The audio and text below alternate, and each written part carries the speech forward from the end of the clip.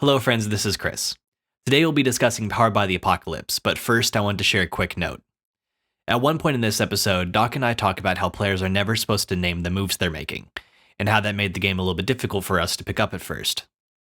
Re-listening to this episode, it occurs to me that this isn't technically correct. There is a principle that says the game master should never name the moves they make, and when I was first introduced to the game, I conflated that with the rules that say, to do it, do it. It is recommended that players never just say, I'm going to act under fire, but instead describe what they're actually doing. And then they can ask a clarifying question like, am I doing it under fire, to determine if the action will trigger a move. The GM might also ask if they're triggering a move to see if they might want to change their mind. In any case, when I first introduced Doc and some other friends to the game, my own misunderstanding on this particular point got passed on to them. So I wanted to make this clarification to avoid confusing those of you listening. The important thing is, despite that minor mix-up, we all had a blast with these games. And as Doc mentions, they've led to some of the best and most impactful stories we've ever played, so we definitely hope you'll give them a try too.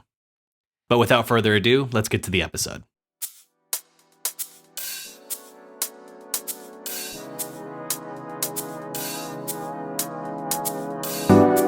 This is the Doc and Krueger cast, the official podcast of Doc and Krueger Games. Season 1, Episode 21, Powered by the Apocalypse.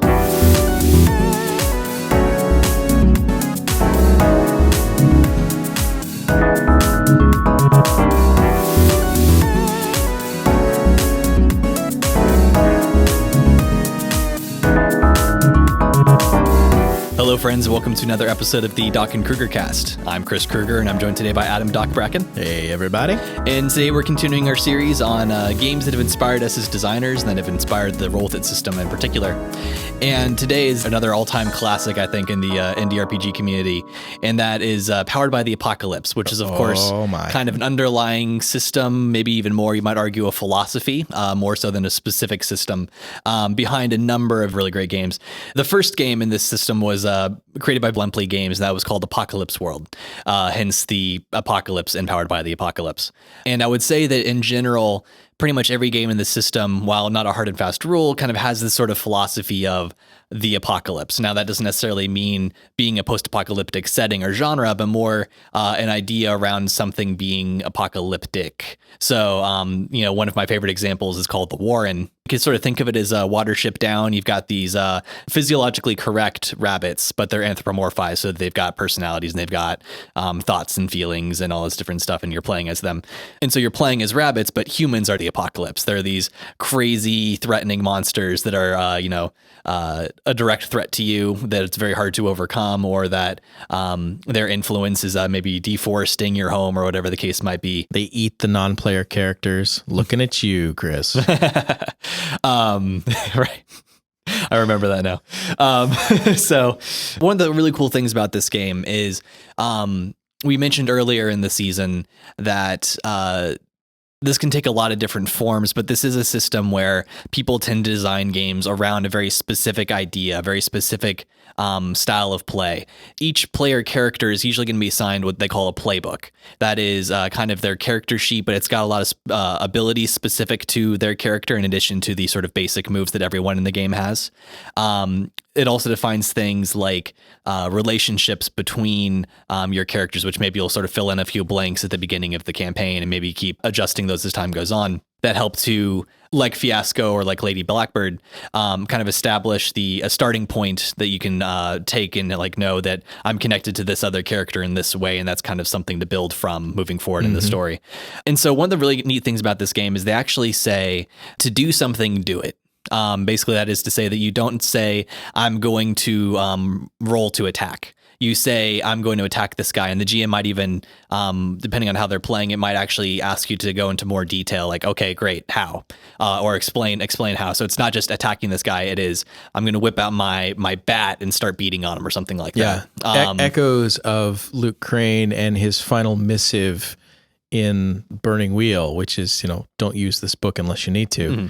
And then, and to that same point, as soon as you say you've done something, and if it triggers a move in the game, you never name the move. That's actually like one of the core tenets is you never speak the name of the move you're doing. So I got that completely wrong for 5 5 sessions or something, I kept just doing it wrong.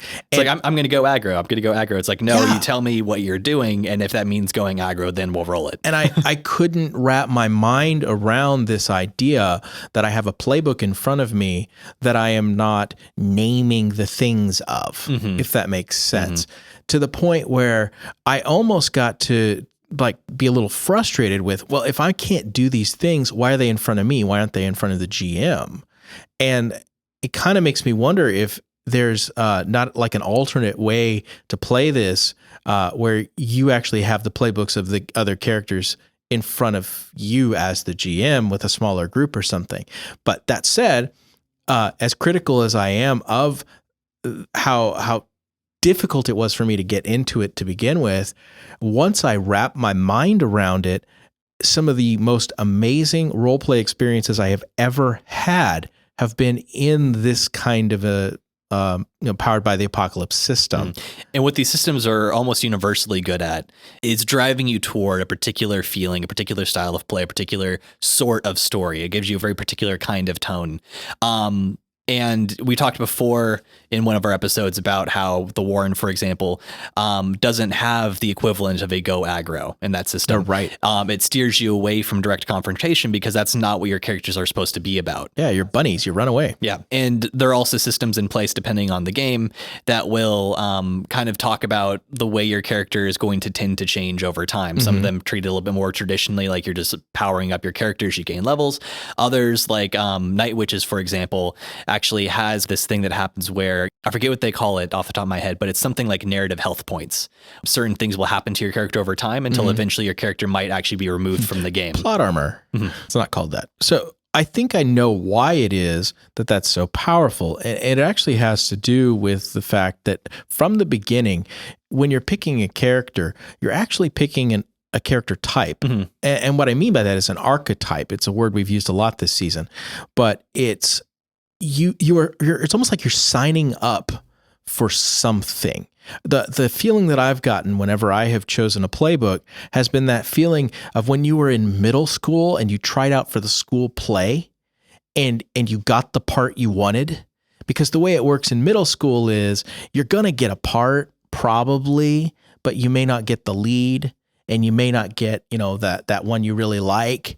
And so you're going with this anticipation and this excitement that hopefully I'll get to be Romeo or whatever, right? And oh, not Benvolio. I don't want to be him. And that's kind of the way I feel when you're passing around the playbooks and kind of choosing one is, no, I really don't want to be this guy over here, but oh, wouldn't it be great to be this guy over here?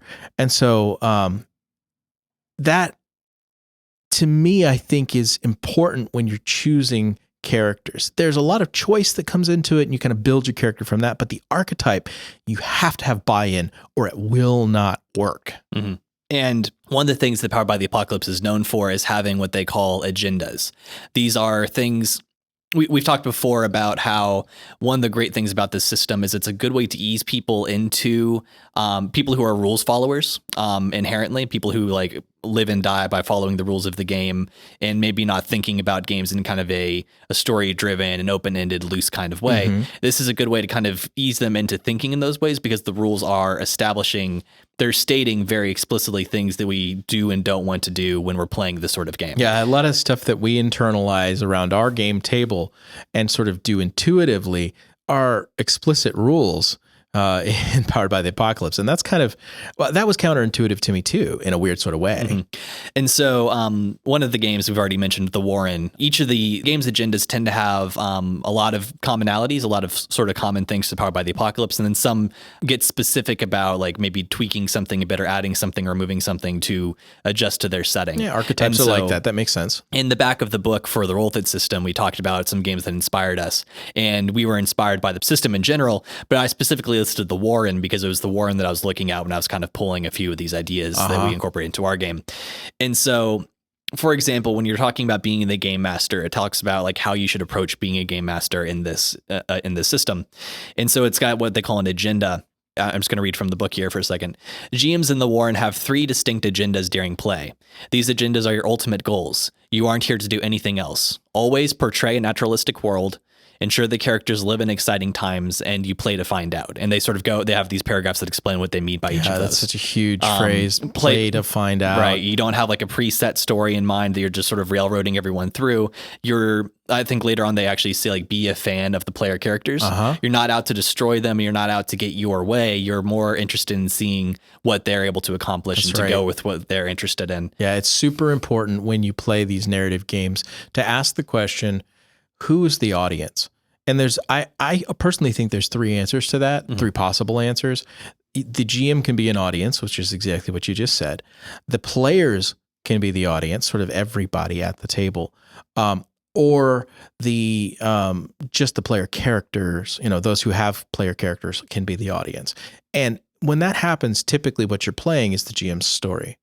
And that's a more traditional framework for it. But I think a more interesting framework is whenever the characters and the players contribute and it's their story. But I think the truly transcendent model is this one, where the GM becomes the audience. And that's a cool way to think about it. Again, reading from the book, there's also this thing that they have called principles. In addition to the three agendas, GMs in the Warren also have a set of principles which guide them as they uphold their side of the conversation. They talk about the conversation. We've talked about the conversation. I think they put it in a different way here, but that was something that we were definitely we were inspired by. Right. If agendas are what you should be doing, then principles are how you should be doing it. Address yourselves to the characters, not the players. So instead of me saying, Doc, what do you do? I say, Lightfoot, I forget what your name was. What are you doing? Right. Create interesting situations, not plots. Again, kind of setting up something for the players to run with, not a specific thing that you're trying to drive them through. Build a bigger world through play. Ask questions, build on the answers. Make your move, but never speak its name. Make the world seem real using all senses. Look at your non-player animals and ideas through crosshairs. What they mean by that is kind of look for ways to antagonize them, to kind of make what they want hard to achieve, to make them vulnerable, because you're trying to make the world fight back against them. Well, that's one definition of plot, actually, is to figure out what a character wants and deny them that. And that's a way to create conflict and create an inciting incident. But then I think equally important, if not more important, is as the GM, you have to let them get it back. You have to let them go through the process of reacquiring that boon or finding the new thing that they've sort of discovered through the process of trying to eliminating the bane, realizing that the real treasure was love and it was in their heart all the time. Yeah, whatever. Right. Additional principles, name every animal. It kind of gives a sense of like realism to the world. Everything has a name and a face and makes it feel more personal. To the Warren, yeah, that's absolutely right. Be a fan of the characters. We already talked about that one. Think off screen too, not just what's happening in the moment, but things that you could be pulling into it, things that are happening in the background. That is a universal tip for RPGs that I think is super important. Bring a group back into a town they've been in before and demonstrate how it has changed. What burned down because of something they did. That whenever you introduce that the first time, you are going to build a new level of both trust and distrust with your players that is going to profoundly affect every game and every scene from then on, because they're going to realize this is a living, breathing world and our consequences matter. And I think Powered by the Apocalypse brings that to a level that it is, I personally don't think has ever reached in another system for me, because it is so very character driven. It's like it naturally flows in that way because so much of that is happening from the character's perspective. And finally, the last one on this list is tell the players what humans do, but interpret their actions for the rabbits. So you don't see like what we might interpret as someone mowing the lawn. What they see is this crazy machine that is threatening to run them over, and they don't know why it's behaving in this strange pattern or something. Whatever you're describing my weekend. Yeah, right. And so, like I said, depending on the game and the setting and that sort of thing, these agenda items might have a word or two tweaked, or they might add a bullet or remove a bullet, that sort of thing. Yeah. And then the players also have their own agendas. And there are kind of core agendas that every player is supposed to have. And then there are some that their particular playbook, their class, if you will, is supposed to have. A good example from another Powered by the Apocalypse game called Fellowship, which is strongly inspired by like the Lord of the Rings and other things like that. I am a fan of the Fellowship the way you are a fan of the Warren. But that said, you ran the Warren in a way that I will never forget and won't ever try to replicate. So that's part of it. I feel like I could play the Fellowship again and have a different experience. I would not try to have a Warren experience again. I'm still suffering from post-rabbit post-traumatic rabbit syndrome. There we go. That's it. So one of the player agendas the agendas are going to be different depending on the sort of game that it's trying to be. So in the Fellowship, basically one of the player agendas for all of them is to make the world better. When you see trouble in the world, which one of the GM's agendas is to make trouble in the world, the player's agenda is because they're trying to play heroes is to make the world around them better, whatever that means. Right. And another one of the agendas is actually for each of the players to kind of own the society that they come from. And so they're kind of the go-to lore master, if you will, where instead of the GM building the entire world, the GM, if there's something to learn about the dwarves, you ask the dwarf. Right. And then they get to each kind of like define not just their own character, but the society around their character, which of course informs the character themselves. And it gives everyone kind of like this shared sense of ownership. And so all these games are really great at stating what it is that they want you to be doing in the game, which kind of helps to give you this like very cohesive experience that is also, when done really well, and all the games that I've seen from Powered by the Apocalypse tend to do this, very well thought out design that drives home a particular feeling or theme or message or whatever the case might be, even if not explicitly, through kind of the things that end up happening through the system, the cycles of play that are created by the moves and choices and consequences. That's right. The moves themselves, we mentioned like, your characters have specific moves unique to them. They're also general moves that everyone can do. And when you make a move, typically what you do is roll 2d6 and add that to the base stat that it's deriving from. And basically what ends up happening is if you roll from a 1 to a 6, or I guess a 2 to 6 because it's 2d6, then it's basically something goes wrong and the GM gets to make a move. And what that is, the GM kind of has like a list of things they're allowed or supposed to do. Just like Fiasco. No, that's not right at all. Which again is a great way. It might feel limiting in one way to the GM to like have only a list of here's what you're supposed to do, but it also, I think, empowers the GM to not have to plan ahead, because it's like in this moment, which of these seems like something appropriate to do? Yeah. And then you pick from that list. Yeah. If you get, I believe, a 7 through 9 on your 2d6 roll plus modifier, then you succeed at whatever you're trying to do, but with complications typically. And they'll typically say, they might give you an option between either like maybe 3 things could happen, pick 2, or maybe you succeed, but it costs you something, or maybe you just miss, or whatever the case might be. Kind of choose based on what you think is best for your character and what you're doing in the game. And then on a 10 plus, you sort of succeed with no problems and everything goes hunky dory. But that's pretty rare. Usually you're going to have the failure, you're going to have the failure, but, or the success, but, and that's the opportunity to kind of keep introducing these hardships and these complications to the story that helps to kind of keep the, in a sort of a procedural sense, keep introducing interesting stuff to the story that you have to react to, which makes it great for that agenda of, once again, playing to find out. So at this point, I feel like it would make a lot of sense to mention let's call it a spiritual successor or a spiritual relative that I am a huge fan of now, and that is Blades in the Dark, which is a fairly recent game, actually. But what I like about that is that it has, let's call them abbreviated playbooks. They're all in kind of one sheet. And also, like you were just talking about, this high chance of a yes, but. Sort of failing forward as a philosophy. And the failing forward as a philosophy is something that we very, very much have tried to incorporate into our own games, as well as this idea of creating a character. Let's call it creating a character playbook for yourself. And so we don't prescribe the playbook from the beginning. Instead, what we want players to do is to create their own character with their own motifs, with their own character aspects, however you would want to call them. And it's within an open-ended sort of a philosophy until it hits the table. And then once it hits the table, you're at least for the scene, bound by the decisions you've made previously. And if you don't like those decisions, you can change them. And that's where the epiphanies come in, and that's where the abandonment comes in for the roll with it system. And some of our other systems, treat that a little bit differently. But ultimately, I think that what we have succeeded in doing, where I'm, I guess, probably the proudest, is that we have the ability to do everything a playbook can do, but in an open-ended way. And that requires trust, both in the GM and in the players and among and between players, not to abuse. But ultimately, I am, like I said, the proudest of that aspect.